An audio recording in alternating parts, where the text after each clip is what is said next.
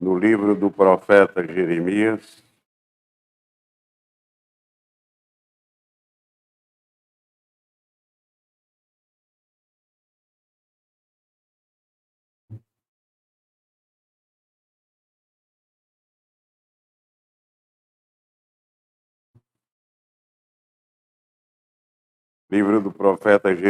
capítulo 47, versículos 6 e 7.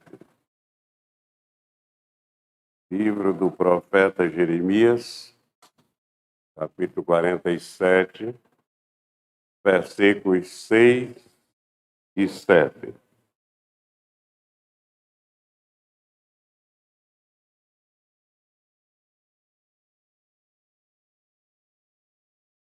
Diz a palavra do Senhor: a espada do Senhor, até quando deixarás de repousar? Volta para a tua bainha, descansa e aquieta-te.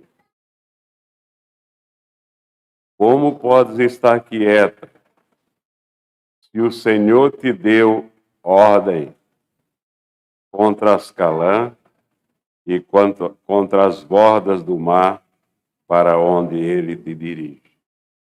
Oremos. Ó Pai, é preciso, Senhor, despertar do sono profundo em que muitos na tua igreja estão, Senhor. É preciso acordar. O mundo tenebroso está procurando destruir o teu reino. E os teus servos, a maioria deles, encontram-se em sono profundo. Acorda, Senhor. Acorda a tua igreja, desperta para que ela desempenhe a missão que tu confiaste a ela. Que ela seja obediente à tua ordem. Abençoa, Senhor, todos aqueles que vão ouvir a continuação da mensagem que a igreja precisa ir, para que possam escutar, como tem escutado desde o primeiro dia, desde a primeira mensagem, e que possam entender qual a nossa missão aqui neste mundo, como servos teus. Tem misericórdia do teu servo que fala contigo, dando a ele, ó Pai, a tua palavra, em nome de Cristo. Amém. Podem sentar.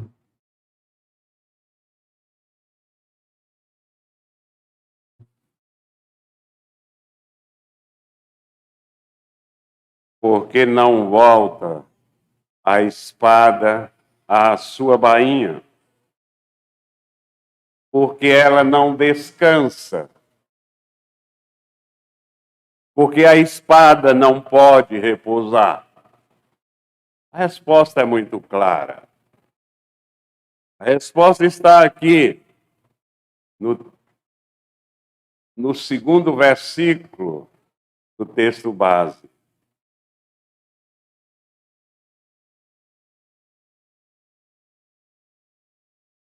Como pode estar quieta se o Senhor te deu ordem? Que lição para nós, meus irmãos. Hoje de manhã, a mensagem foi para chamar a atenção da igreja para despertar do sono profundo que muitos estão nele. na Europa, na Ásia, na África, muitas igrejas fechando, inclusive nos Estados Unidos, na Escócia, berço do calvinismo, do presbiterianismo. Tenhamos cuidado para a gente não embarcar na mesma barca que essas nações embarcaram quando passou na frente da igreja. Quantas vezes, meus irmãos, nós somos alertados quando estamos querendo descansar. Mas descansar de quê? Quantas vezes não queremos parar, estamos parados? Quantas vezes Satanás mina a nossa consciência para que nós pensemos assim que não vale a pena tanto esforço.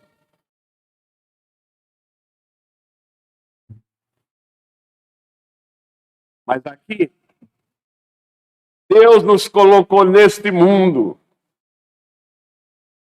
e nos chamou para a Igreja Presbiteriana em Bairro Novo, não foi para descansar. Foi para trabalhar. Então, se Deus nos chamou para trabalhar, vamos trabalhar.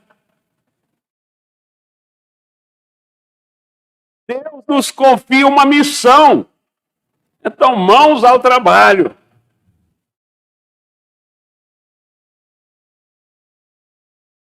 Leamos alguns textos da palavra de Deus que nos chama a atenção nessa direção. O primeiro dele é Miqueias, capítulo 2, versículo 10.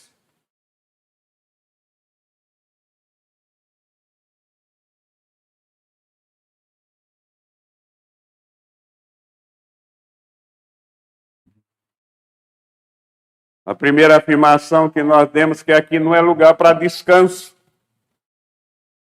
O texto vai dizer exatamente isso. Vai fundamentar exatamente o que eu disse. Levantai-vos, ide-vos embora, porque não é lugar aqui de descanso. Ide-vos por causa da imundície que destrói, sim, que destrói dolorosamente. Quem é que está espalhando essa imundície que destrói a obra do Evangelho dolorosamente? Os falsos profetas, os falsos pastores dos nossos dias, que arrebanham multidões para ouvir aquilo que não é Evangelho, com a capa de Evangelho, mas a antítese do Evangelho. Isaías capítulo 35, versículo 3.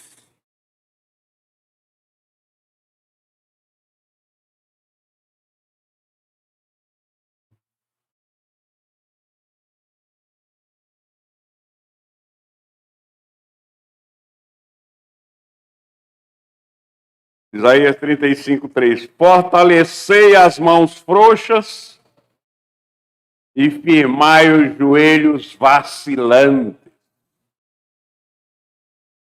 Este é um conselho para todos os convertidos, por todos aqueles que têm certeza da salvação, por todos aqueles que esperam a felicidade futura no céu. Ou nós acordamos desse sono profundo enquanto a vida, ou vamos acordar no inferno.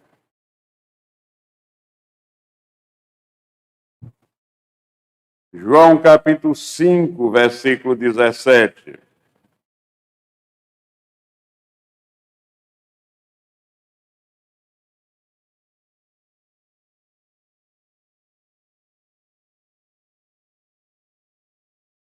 os discípulos reclamando que Cristo estava fazendo a obra social, trabalhando por amor ao outro.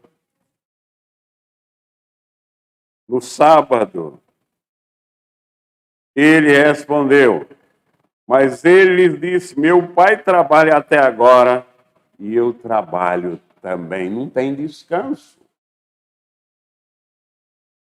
No trabalho de Deus não tem descanso.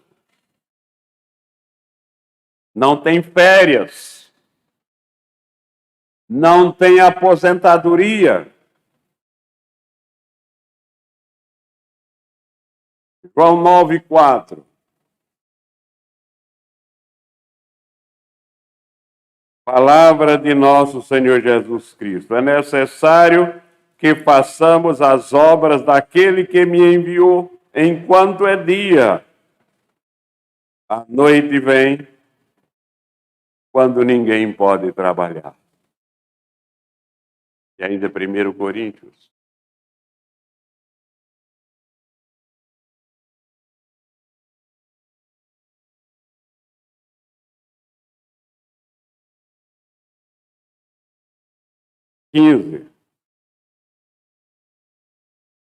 Versículo 58.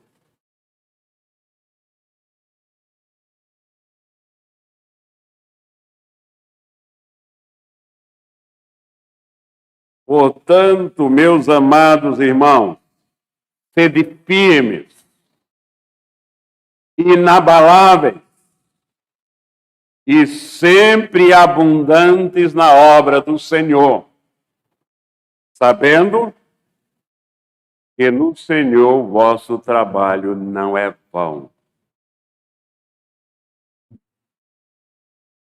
Uma pergunta, meus irmãos. Qual a influência que a Igreja Presbiteriana em Bairro Novo tem tido aqui no Bairro Novo, na cidade de Olinda? Qual a influência que nós temos no mundo político, no setor educacional, no campo da assistência social e até mesmo no mundo religioso?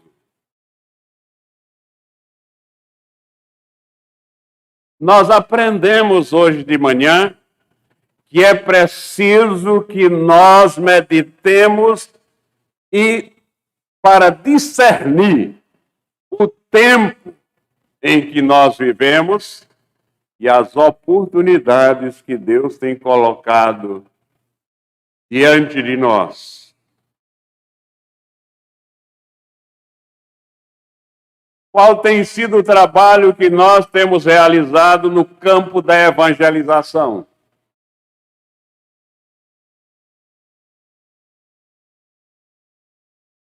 Para obedecer.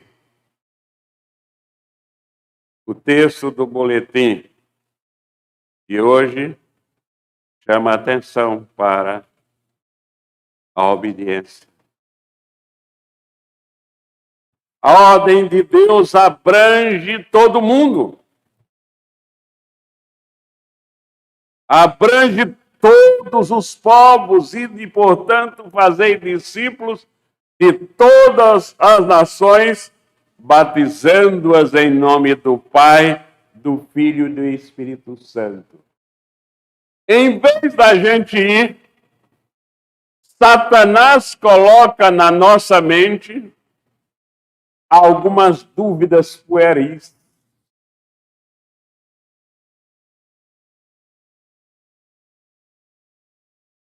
Nós aprendemos hoje de manhã que o Filho de Deus não é ignorante.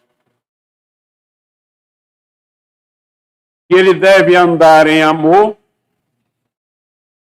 andar em santidade e andar em sabedoria. Portanto,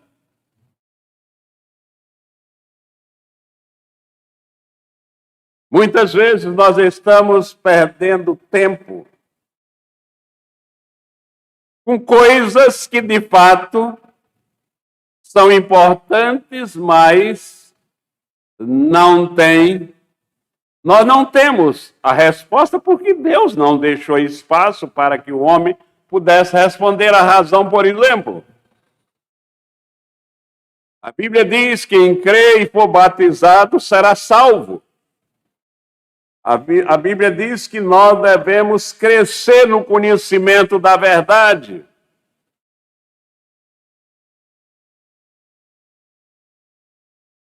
E então hoje eu tive várias perguntas daqui e de outro lugar, como que o ladrão da cruz pode ir para o paraíso se ele não teve tempo de se santificar? Se ele não teve tempo de batizar? Eu digo, meu irmão, em outras palavras, deixa de ser ignorante, o nosso Senhor é Jesus Cristo.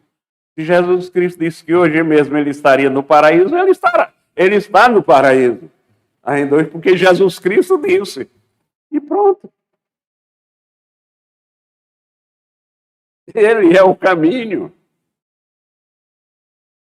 Então, para que ficar perdendo tempo com essas coisas que são da economia divina?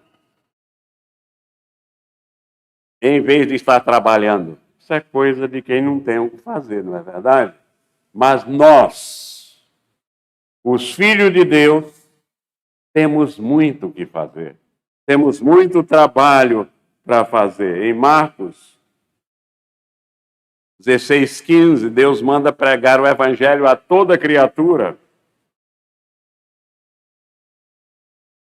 E nós não podemos dar desculpas. Porque Jesus Cristo disse que nós íamos receber o poder. Mas recebereis poder ao descer sobre vós o Espírito Santo. E a Bíblia nos ensina que todos aqueles que são convertidos são batizados com o Espírito Santo. Então, todos aqueles que receberem o Espírito Santo vão ser testemunha, tanto em Jerusalém, como em toda a Judéia e Samaria, até aos confins da terra. É como se Jesus estivesse dizendo para mim e para você: vocês que são convertidos receberão o Espírito Santo, que lhes ensinará aquilo que nem a razão consegue entender. Aquilo que a razão humana não consegue entender. A saber, de nosso Senhor Jesus, que por meio da morte dele, ele estabeleceria um reino. E nós seríamos cidadãos desse reino. Ele diz: agora, eu estou indo para o Pai e governarei a terra verdadeiramente com poder.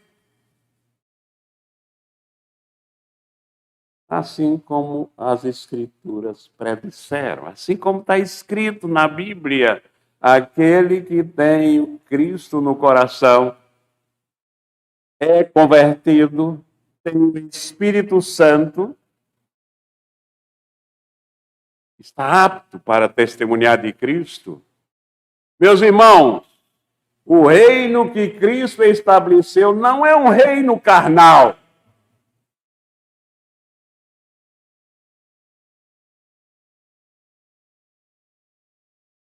Por isso não são as filosofias que explicam. E fazendo um trocadilho, não é os carnais da vida, filósofos que explicam. Por mais fama que eles tenham, o reino de Cristo não é que ele estabeleceu, que ele fundou aqui da terra, não é um reino carnal, é um reino espiritual. Por isso, todos aqueles que são crentes em Cristo Jesus têm todo o poder, vejam bem, tem todo o poder na terra como no céu, para testemunhar a respeito de Cristo Jesus, nosso Senhor. E Jesus Cristo conclui esta mensagem aos seus discípulos dizendo: eu vou cumprir tudo. Cumprirei tudo. Assim Cristo morreu, assim Cristo ressuscitou, para cumprir todas as coisas e reinar no teu coração e no meu coração. E reinar no coração do crente que é membro desse reino espiritual fundado por Cristo no mundo. É por isso que Cristo nos justificou e nos tornou invencíveis. Prestem atenção. E nos tornou invencíveis nessa batalha contra o mundo, nessa batalha contra Satanás, nessa batalha contra o pecado, nesta batalha contra a morte e toda a criação, por meio de quê? Por meio da fé, que é dom de Deus. Fé no Evangelho de nosso Senhor Jesus Cristo. Desse modo, meus irmãos, cada um de nós, verdadeiramente crente, é testemunha desse reino. E tem uma ordem de Deus de dar este testemunho, de anunciar esta verdade a todas as nações da terra. E Cristo diz: assim dominarei tudo, inclusive todos os mares, como os profetas disseram.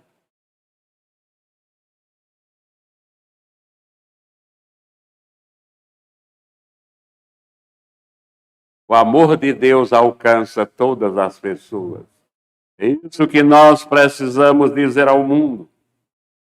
O sacrifício de Cristo inclui todas as raças. Diz a palavra de Deus, todas as raças, tribos e línguas.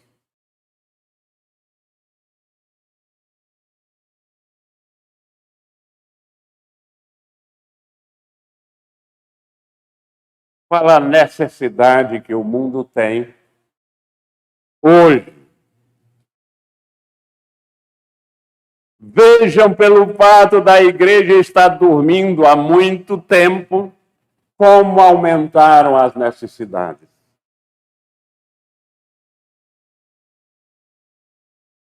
Na Ásia, ali imperam o budismo, shintoísmo e islamismo. E vejam, há um país na África que de 4 crianças que nascem no mundo, uma é chinesa.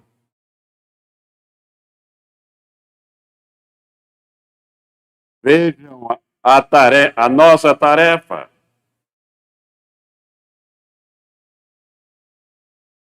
Na Europa, berço da reforma protestante, em alguns países da Europa fechou-se as portas para a pregação do Evangelho.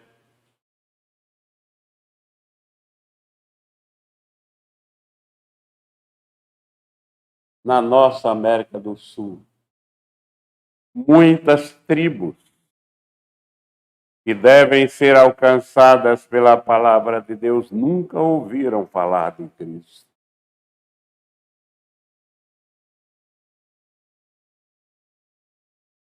Como nós podemos, como servos de Deus, desembainhar a espada, que é a palavra de Deus, e atacar este problema.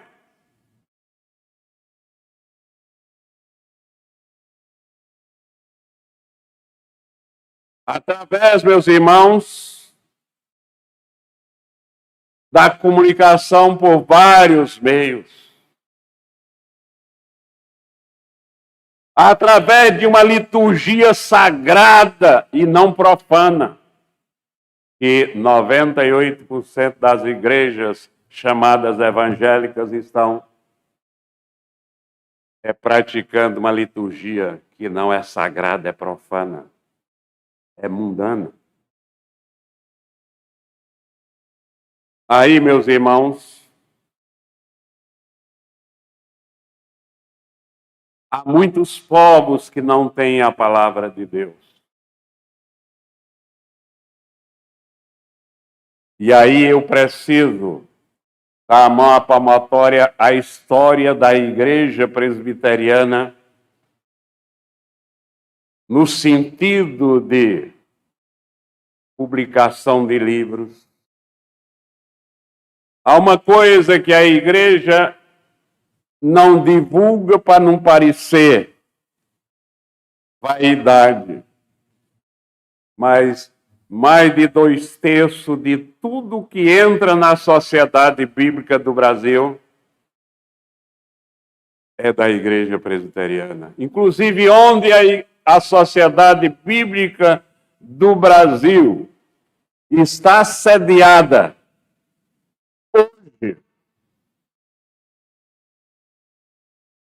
no terreno onde é o metro quadrado mais caro do Brasil, foi cedido e incomodado pela Igreja Presbiteriana do Brasil. É por isso que, ao longo da história que eu acompanho a Igreja Presbiteriana do Brasil, sempre o presidente da Sociedade Bíblica do Brasil é um pastor presbiteriano ou um presbítero da Igreja Presbiteriana do Brasil.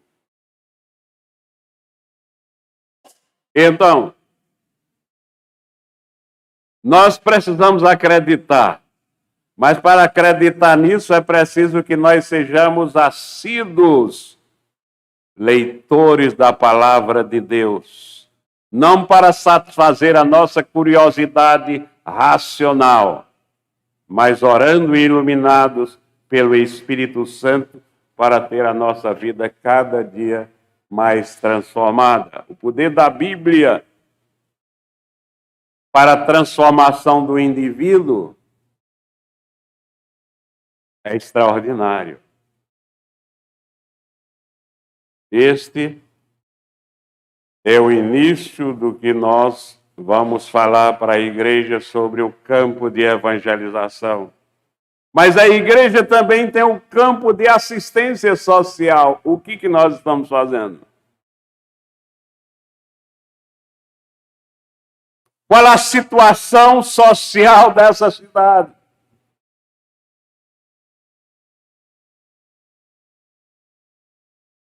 Pernambuco e Alagoas são os dois estados do Brasil onde o índice de pobreza cresceu mais durante a pandemia. Morrem no Brasil quase 5.000 crianças por dia de fome.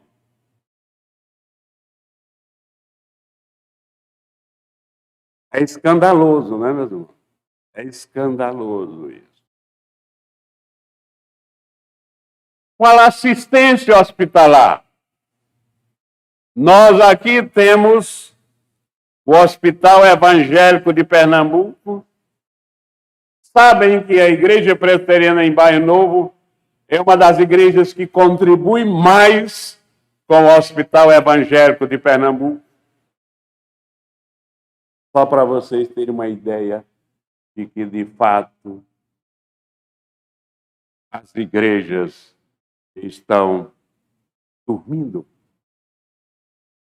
Dormindo um sono profundo também na área social. Na educação, o que nós estamos fazendo? um veio onde nós podemos pregar o Evangelho toda hora e toda parte, toda hora e todo momento.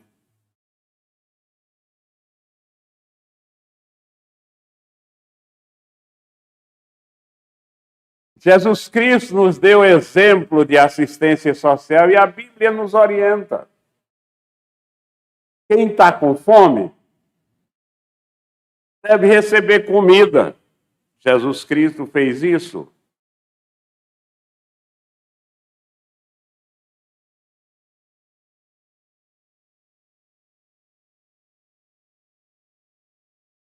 Ele alimentou a multidão faminta. E ele nos dá um exemplo da nossa prática de amor na sociedade. E você já ouviu várias vezes sermões neste texto, na parábola do bom samaritano. Nós devemos ajudar o outro com o que somos e com o que temos.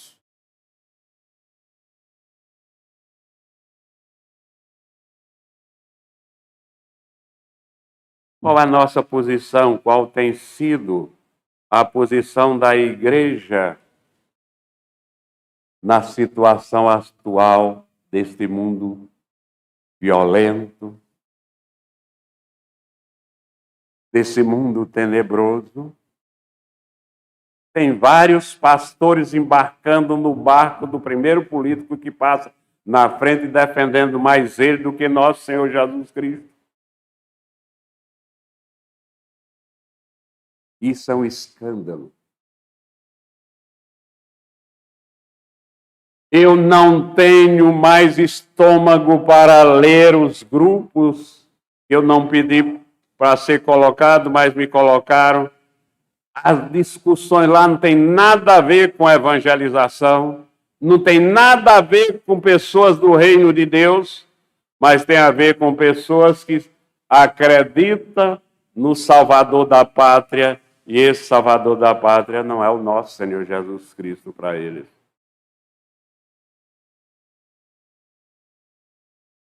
Então,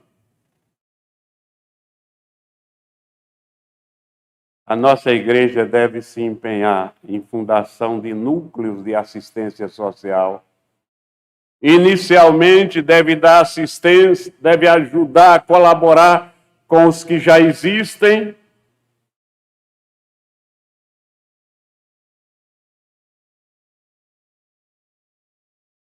E Jesus Cristo sempre nos ensinou que a salvação do homem é uma salvação integral. Corpo, alma e espírito.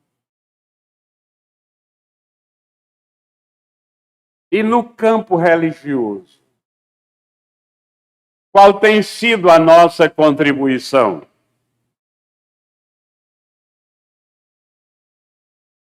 Eu quero, meus irmãos, dizer com toda sinceridade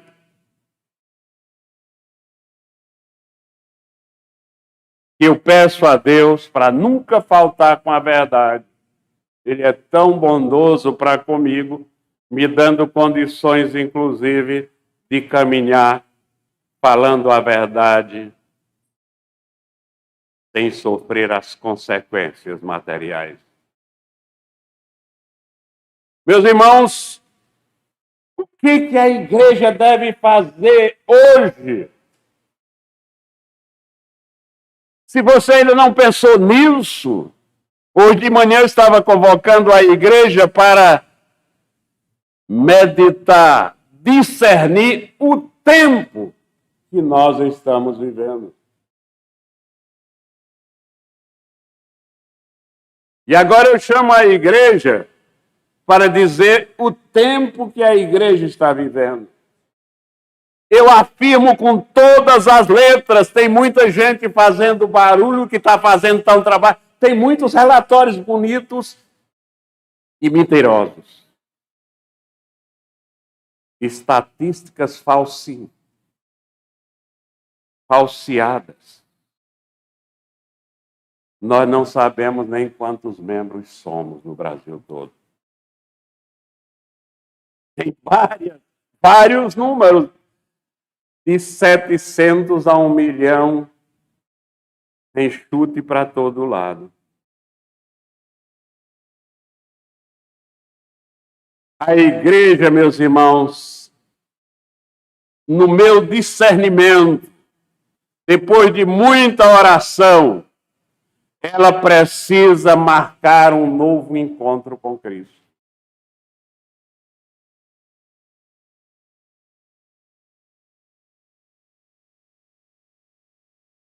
Para que, pela experiência desse novo encontro, nós tenhamos novas atitudes, novas ações, novos comportamentos, novos procedimentos.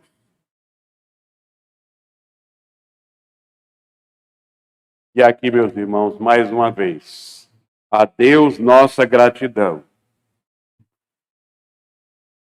Aos apóstolos, nossos queridos apóstolos, nossas vivas recordações para que nós trilhemos o caminho que eles trilharam. A nós. Nós precisamos de mais coragem para prosseguir para o alvo do soberano chamado de Deus. Que Ele nos abençoe e que nós continuemos pensando, nós ainda vamos continuar. Nós estamos na igreja, precisa ir 4, igreja precisa ir 5. Esse domingo nós encerraremos com a igreja precisa ir 6 e 7. Que Deus nos abençoe.